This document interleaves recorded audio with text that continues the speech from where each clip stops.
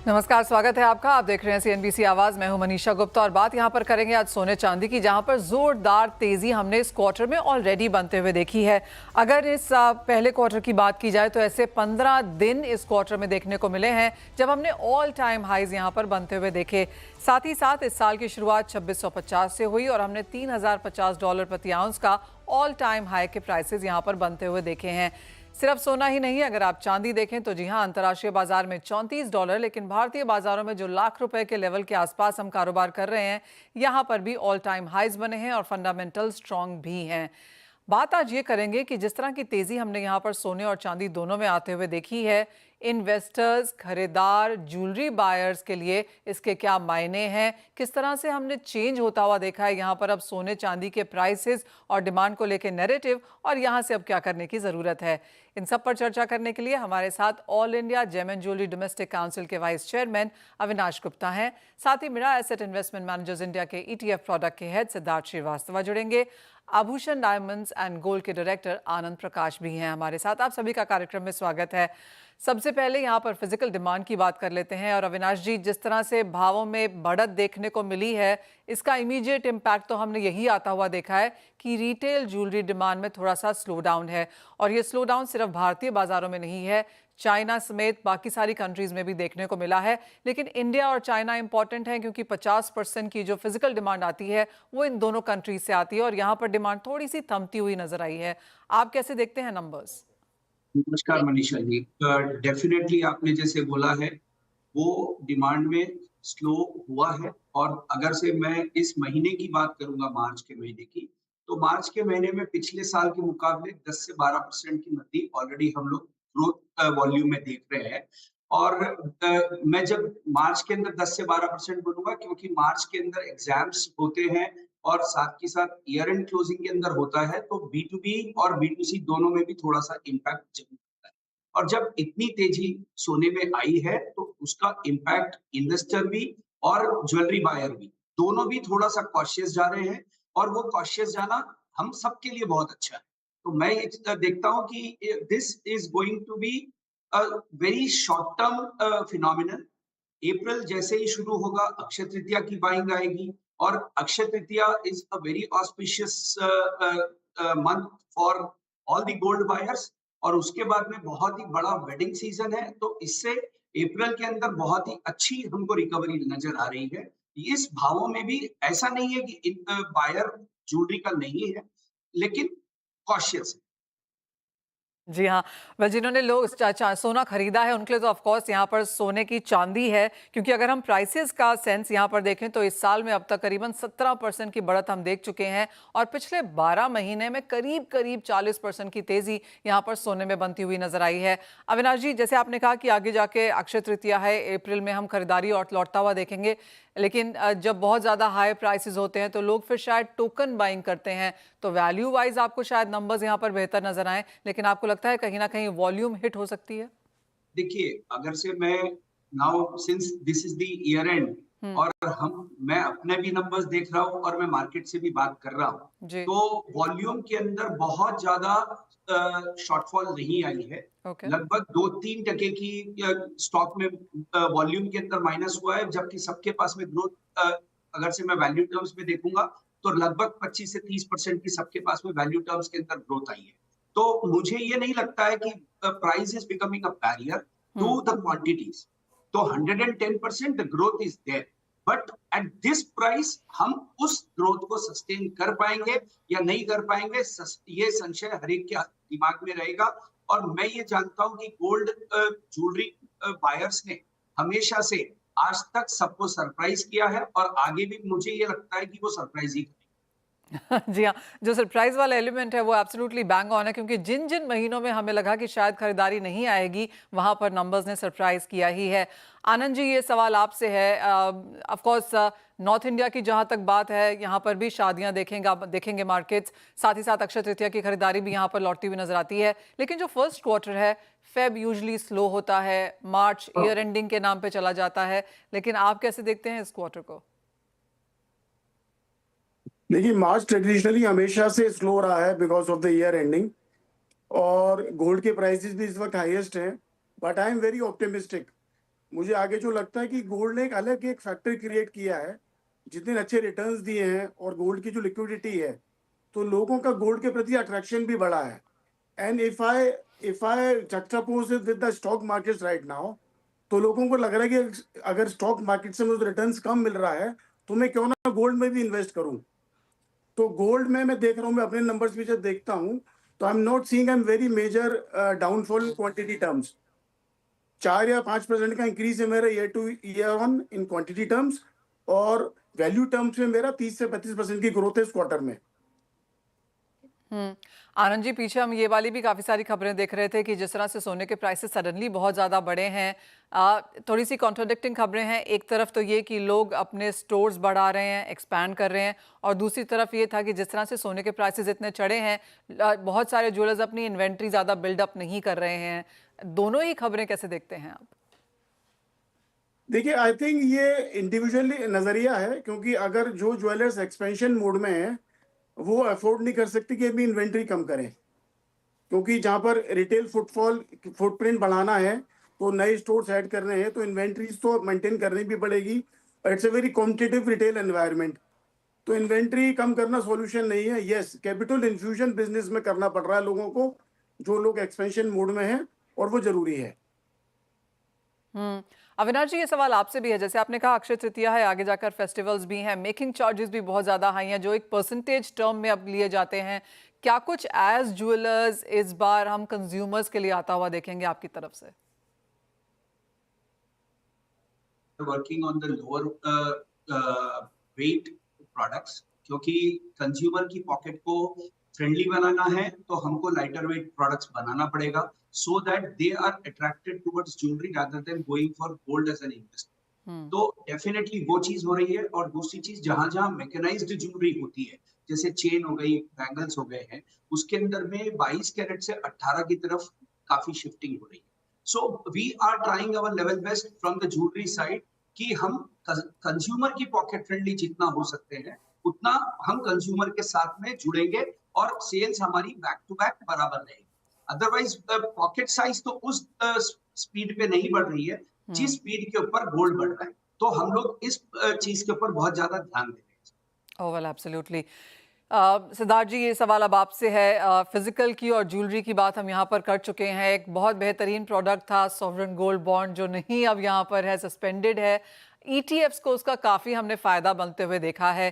कैसे देखते हैं आप इस क्वार्टर में, और अगर इसको पिछले साल से कंपेयर करें, किस तरह के फोलियोज और किस तरह का टिकट साइज है? जैसा आपने बोला, एसजीबी बंद होने की वजह से साथ ही साथ गोल्ड ने जैसी परफॉर्मेंस दी है, काफी हम लोग इन्फ्लोज देख रहे हैं गोल्ड और सिल्वर ईटीएफ दोनों में। इनफैक्ट गोल्ड और silver ETF on an aggregate basis उनका एयूएम ऑलमोस्ट 17,000 करोड़ टच करने वाला है, जिसमें से गोल्ड ईटीएफ 55,000 करोड़ से ज्यादा है, and silver ETF almost 14,000 crore touch करने वाला है।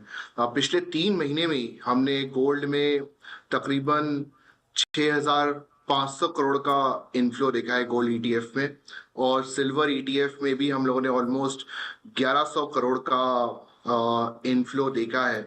From a trading point of view also, because ETF आप एक्सचेंज पे बाय और सेल कर सकते हैं, तो ऑन अ डेली बेसिस हम लोग देख रहे हैं गोल्ड में तकरीबन 180 करोड़ की on an average daily basis trading हो रही है, जबकि सिल्वर में तकरीबन 80 करोड़ के आसपास की ट्रेडिंग हो रही है। ये काफी ज्यादा सब्सटैंशियली हायर है। 3 साल पहले की बात करूं, जब CY22 में गोल्ड में सिर्फ 33 करोड़ की एवरेज ट्रेडिंग होती थी, और अभी वो 33 करोड़ से बढ़कर के 180 करोड़ की हो गई है। अगर मैं फोलियोस की भी बात करूं, तो 2024 में ही हम लोगों ने ऑलमोस्ट फोलियोस तकरीबन 64 लाख के आसपास देखे हैं, एंड काफी ज्यादा फोलियो ग्रोथ भी है गोल्ड एंड सिल्वर में। सो एयूएम के साथ साथ एक कंसिस्टेंट फ्लोज हम लोग देख रहे हैं इंडियन ईटीएफ्स में, एंड साथ ही साथ ग्लोबली ऑल्सो $9.4 बिलियन फरवरी में गोल्ड ईटीएफ में आए थे, विच वाज सबसे ज्यादा इनफ्लोज 2022 के बाद। सो एक मोमेंटम दिख रही है ईटीएफ में, इंडिया में भी और ग्लोबली भी। वेल एब्सोल्युटली, नंबर्स यहाँ पर काफ़ी बेहतरीन रहे हैं। सिद्धार्थ, अगर हम इंडियन मार्केट्स की बात करें, फेब में कुछ हमने रिडेम्पशंस आते हुए देखे थे, क्या मार्च में भी वो सिनेरियो दिखा? नहीं, पिछले 1 महीने की मैं बात करूँ तो अभी मार्च के नंबर्स तो आउट नहीं हुए हैं। ऑब्वियसली वो न नेक्स्ट मंथ दिखेंगे, लेकिन अगर मैं 1 महीने का भी डेटा देख रहा हूँ तो गोल्ड में ऑलमोस्ट 2000 करोड़ की हमने इन्फ्लोज़ देखे हैं, नेट इन्फ्लोज़, और सिल्वर में ऑलमोस्ट 400 करोड़ के। देखिए मनीषा जी, ये बात जानना ज़रूरी है कि इस समय थोड़ी-सी स्टॉक मार्केट में हम लोग एक जी। वीकनेस देख रहे हैं, एंड हम लोग जैसा एक पॉजिटिव सेंटीमेंट देख रहे हैं गोल्ड की तरफ स्पेशली, तो आई थिंक ये जो इन्फ्लोज हैं वो कंटिन्यू रहने वाले हैं। इन्फ्लोज ईटीएफ में ट्रेडिंग के थ्रू आ रहे हैं, थ्रू एसआईपी इन्वेस्टमेंट्स के थ्रू आ रहे हैं, फंड ऑफ फंड के द्वारा, और मल्टी एसेट फंड्स के थ्रू भी आ रहे हैं। एंड अगर मैं 5 साल का रिटर्न देखूं तो, और इनफैक्ट और लॉन्गर टर्म का रिटर्न देखो, लेट्स से 10 साल के रिटर्न गोल्ड 13% दर्शा रहा है कंपेयर टू 11.8% ऑफ Nifty 50। Obviously point to point return है तो थोड़ा बायसनेस है ऑब्वियसली, बिकॉज गोल्ड एक ऑल टाइम हाई पे ट्रेड कर रहा है, बट लोग देख रहे हैं कि गोल्ड भी एक वेल्थ जनरेट करने का काफी अच्छा तरीका है, एंड पोर्टफोलियो में बिकॉज ऑफ लोअर कोरिलेशन काफी अच्छे से सेट भी होता है, एक वेल्थ क्रिएट करता है, एंड ओवरऑल रिस्क भी रिड्यूस करता है आपके पोर्टफोलियो की। सिद्धार्थ, अगर हम ओवरऑल नंबर्स यहाँ पर देखें तो जैसे आपने बताया, स्टैंडअलोन नंबर्स यहाँ पर काफ़ी बेहतरीन नज़र आते हैं, एंड ऑफ कोर्स हमने फोलियोज बढ़ते हुए देखे हैं। लेकिन अगर हम टोटल एयूएम देखें अक्रॉस म्यूचुअल फंड्स, उसमें से अगर हम गोल्ड की परसेंटेज देखें तो वो शायद अभी भी 1 से 2% ही है। आप कहेंगे बेस काफ़ी लो है, काफ़ी ज़्यादा स्ट्रॉन्ग गेन्स यहाँ देखने को मिल सकते हैं? जरूर, बिकॉज अभी आप एसजीबी अब आने वाला नहीं है। उसके बाद अगर मैं देखूं तो इन्वेस्टमेंट करने का, आप ज्वेलरी ले सकते हैं, physical jewellery obviously, but investment करने का ओनली रेगुलेटेड तरीका इस समय ईटीएफ्स है एंड फंड्स हैं जो कि गोल्ड ईटीएफ्स में इन्वेस्ट करते हैं। सो आई थिंक ये जो मोमेंटम हम देख रहे हैं गोल्ड में इन्फ्लोज की, गोल्ड ईटीएफ और सिल्वर ईटीएफ में इन्फ्लोज की, ये और ज्यादा बढ़ती जाएगी, बिकॉज लोगों के बीच में इसको लेके जागरूकता भी आ रही है कि ये एक बहुत ही अच्छा लिक्विड ऑप्शन है, बहुत ही सेफ ऑप्शन है। हर गोल्ड ईटीएफ 1 kg सोना, एलबीएमए सर्टिफाइड सोना विद 995 प्योरिटी में इन्वेस्ट करता है। प्रॉपर इसकी वोल्टिंग होती है, it is backed by regulations, तो एक काफी सेफ, सिक्योर एंड इजी तरीका है गोल्ड होल्ड करने का। आप इसको बहुत ही कन्वीनियंट तरीके से एक्सचेंज पे बाय सेल कर सकते हैं, एंड इसी वजह से हमने देखा है कि gold ETF and silver ETF में काफी डिमांड बढ़ रही है। एंड सबसे इंटरेस्टिंग बात है कि रिटेल पार्टिसिपेशन बढ़ रहा है, जो कि बहुत ही अच्छी चीज है gold ETF and silver ETF की पॉपुलैरिटी के लिए। सिद्धार्थ, ब्रेक में जाएं उससे पहले एक और सवाल यहाँ पर, अगर हम ईटीएफ होल्डिंग्स देखें और अगर हम per capita Indian gold holdings देखें, इवन एज ऐसा माना जाता है कि हम हर साल 700-800 टन मंगाते हैं और 20, 30, 35, 40 हज़ार, पता नहीं वो नंबर काफ़ी अप इन द एयर है कि कितना हाउस होल्ड गोल्ड हमारे पास है, उसके बावजूद भी per capita gold holding Bharat में कम है। फाइनेंशियल एसेट्स के तौर पे भी आप कहेंगे कि अंडर ओन्ड है इन सम सेंस ये एसेट क्लास? फाइनेंशियल सबसे इंपॉर्टेंट चीज है कि जितना फिजिकल गोल्ड इंडिया में हम लोग ओन करते हैं, हम लोग in form of ETFs, which is a very sorts of convenient way to invest in gold and silver, उसका प्रोपोर्शन काफी लो है। उसका मेन रीजन ये है कि लोग बहुत ज्यादा, उनको पता नहीं है कि ईटीएफ के थ्रू आप गोल्ड एंड सिल्वर में पार्टिसिपेट कर सकते हैं। वही पूरी एसेट मैनेजमेंट इंडस्ट्री की, एमएफ इंडस्ट्री की कोशिश रही है कि और ज़्यादा इन्वेस्टर एजुकेशन के थ्रू इसे प्रमोट करे एंड ज़्यादा से ज़्यादा पार्टिसिपेशन ईटीएफ्स के थ्रू आए गोल्ड और सिल्वर एसेट क्लास में। हो वेल एब्सोल्युटली, अच्छी खासी अवेयरनेस यहाँ पर इंक्लूड करने की ज़रूरत है गोल्ड को एक main stream financial asset class के तौर पर यूज़ करने के लिए। वाल इसी के साथ एक छोटे से ब्रेक का समय है, जब लौटेंगे तो यही बात करेंगे कि अब आने वाले बाकी के 3 क्वार्टर्स जो इस साल में है, वहाँ पर किस तरह की खरीदारी और किस तरह के प्राइसेस एक्सपेक्ट किए जा सकते हैं।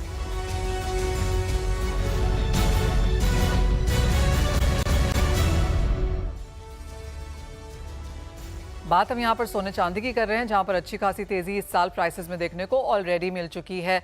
अविनाश जी, ये सवाल आपसे है, सोने पे तो बात हुई ही, चांदी पर भी करना चाहेंगे क्योंकि ऑल टाइम हाईज है, लाख रुपए के ऊपर अब चांदी यहाँ पर टिकती हुई नजर आई है। क्या सेंस है, कैसे ले रहे हैं लोग इसे? देखिए चांदी मेरे हिसाब से जिस हिसाब से गोल्ड बढ़ रहा है उस हिसाब से चांदी को ट्रिगर नहीं मिल रहा है। मुझे चांदी के अंदर genuinely speaking, if I look at the industrial demand as well as the jewelry demand, चांदी के अंदर मुझे यहाँ से बहुत तेजी लगती है। सोने के अंदर स्थिरता और चांदी में मेरे को तेजी लगती है। और एज जैसे आपने पहले भी पूछा था कि सोने के अंदर कैसे हो रहा है, तो काफी लोग सोने से जो जिनकी पॉकेट साइज बहुत छोटी थी, वो लोग चांदी की ज्वेलरी की तरफ और चांदी के बर्तनों की तरफ बढ़ गए। तो इससे चांदी के अंदर काफी तेजी मेरे को डिमांड में भी नजर आती है और as far as rate is concern उसमें भी मेरे को तेजी। जिस तरह से हम यहाँ पर प्राइसेस की मूवमेंट आता हुआ देख रहे हैं, आनंद जी कैसे आप डायमंड का भी यहाँ पर काम करते हैं, आप ज्वेलरी का भी करते हैं, उस लिहाज से आप कैसे देख रहे हैं? पिछले साल हमने डायमंड के प्राइसेस भी काफ़ी गिरते हुए देखे थे, थोड़ी सी संभले हैं वो यहाँ पर, क्या वो डिमांड भी वापस लौटी है? ठीक है, डायमंड ज्वेलरी में प्राइसेस स्टेबल हो गए हैं अब, और डायमंड ज्वेलरी अभी हम लोग ना अपनी मार्केटिंग एफर्ट्स के थ्रू काफ़ी कस्टमर्स में कॉन्फिडेंस क्रिएट कर रहे हैं। और एक चीज़ और हो रही है, क्योंकि अगर हम प्लेन गोल्ड ज्वेलरी और डायमंड ज्वेलरी को अगर कंपेयर करते हैं, that is made in 22 carat, और डायमंड ज्वेलरी स्टडीड ज्वेलरी को 18 या 14 कैरेट में ही बनाया जाता है। तो ओवरऑल प्राइस डायमंड ज्वेलरी का, अगर एक नेकलेस सेट एक जो मास वाला खरीदता है 3 लाख में, जो गोल्ड ज्वेलरी का आता है वही 3 लाख में डायमंड ज्वेलरी में उसको एक अच्छा वैल्यू प्रपोजिशन मिलता है। तो हम S Aabhushan jewellers we are promoting diamond jewellery in a big way, और मैं उससे काफ़ी अच्छी ग्रोथ भी देख रहा हूँ। अविनाश जी, आज जैसे आपने कहा शादियां आने वाली हैं, काफ़ी सारे लोग यहाँ पर जाना चाहेंगे, हम ही बहुत सारा ट्विटर पे ऐसे ही लोग बात करते हुए मिल जाते हैं कि लें, रुकें, नीचे आएंगे प्राइसेस, मेकिंग चार्जेस बहुत ज़्यादा हैं। आप इन सभी सवालों के जवाब क्या देंगे? मेकिंग चार्जेस तो आप एक चीज समझ लीजिए कि एक जेमन ज्वेलरी इंडस्ट्री ऐसी इंडस्ट्री है जो हस्तकला के लिए मानी जाती है, और जब हस्तकला के साथ में कोई चीज बनती है तो उसके अंदर मेकिंग चार्जेस तो लगेंगे ही, और उसको हमारी जो ज्वेलरी का बायर है वो उसको पूरी तरह से अडॉप्ट करके चलता है, और उसके अंदर मुझे नहीं लगता कि कहीं पे कोई बहुत लंबा चौड़ा चैलेंज उनको फील होता है। और रही बात शादी के जो ग्राहक हैं, उनको तो शादी करनी है तो ज्वेलरी खरीदनी ही पड़ेगी, और वो उसी हिसाब से खरीद रहे हैं और उनको खरीदना भी चाहिए।